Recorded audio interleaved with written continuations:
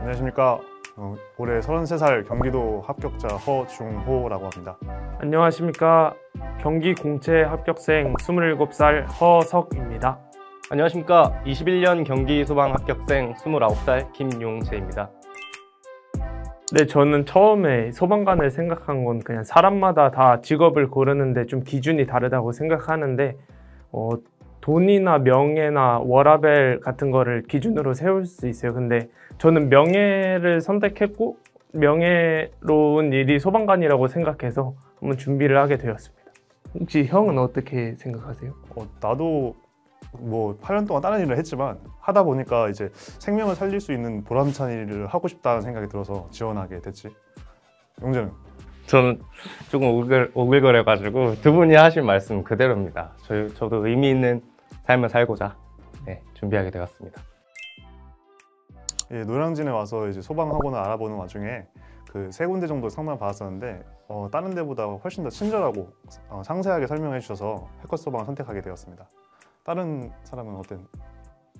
근데 저는 19년도 합격생이 지인이라서 그분한테 상담을 받을 때 해커스를 다녔다라고 말을 듣고 해커스로 전화해서 바로 강의를 끊었습니다.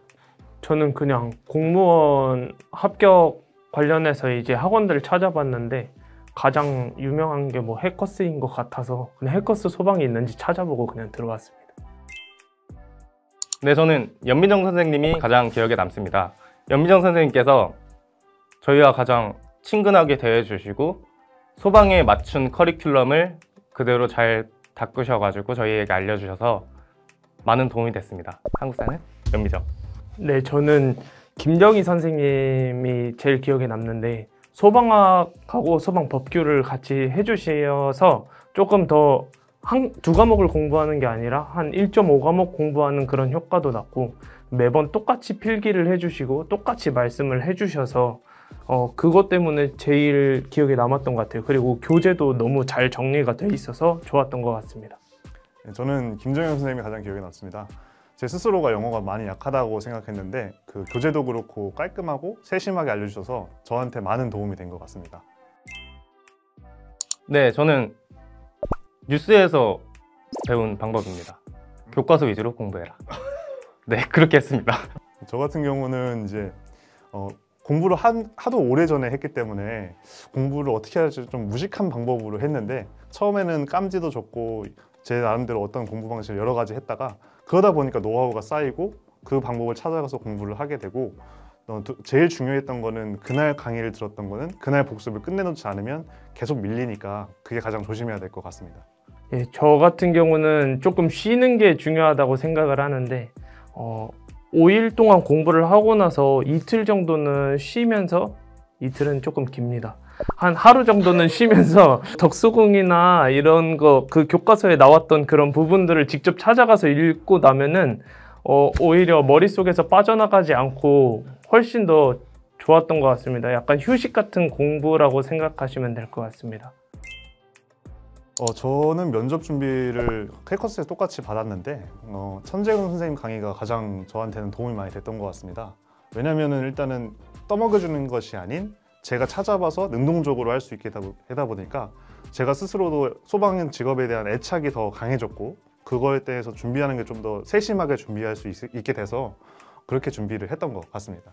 예, 저도 마찬가지로 그 천재근 선생님 수업을 들었는데 그 선생님께서 그냥 조를 짜주십니다. 면접관 5명, 학생 5명 해서 면접관의 입장도 되어보는 약간 그런 것도 많이 가르쳐 주시는데 그런 부분이 조금 더 지독한 질문을 함으로써 좀 더 대비를 좀 할 수 있었던 것 같아요. 실제 면접장에서는 저희가 했던 질문보다 조금 더 쉽게 나왔던 것 같습니다.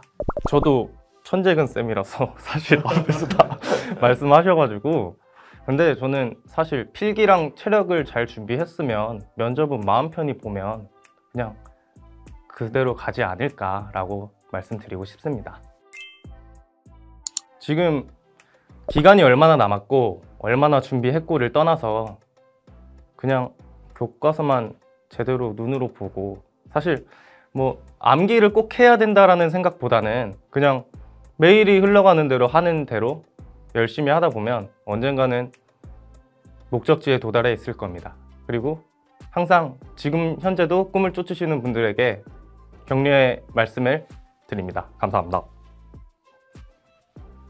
저 같은 경우도 비슷한 건데 일단은 지금까지 왔다고 하는 것은 그만큼 그 학생분들이 버티셨다는 거라고 생각을 해요.